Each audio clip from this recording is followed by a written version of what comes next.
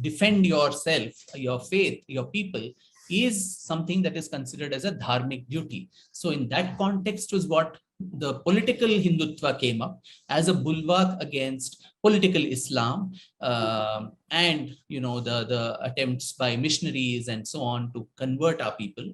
So I mean, when Swami Vivekananda, I mean, somebody who on his way back, I think from America in the ship, there is some missionary who is spewing venom on Hindus and Hindu gods and calling them as pagans and so on, as was the case and perhaps still is.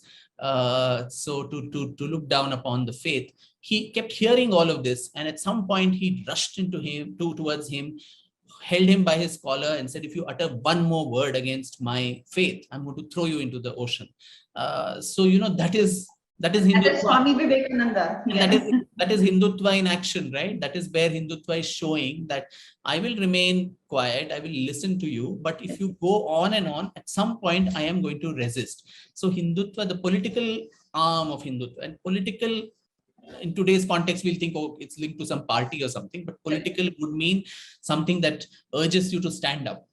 So that arm, which, whether it was even Maharshi Aurobindo's, writings, never taught, he was very, very critical of Gandhi and his pacifist attitude, that he had almost emasculated the Hindu of any sense of resistance, legitimate resistance for their own rights. And at a time when Muslim separatism was at its peak, and we saw the horrors of partition, we saw Mopla carnages, we saw the Khilafat movement, we saw everything that was happening.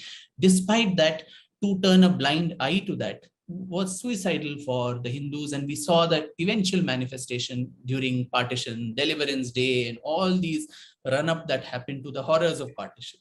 So in that context is where we see the birth of Hindutva as we talk about it today, as Hinduism that resists.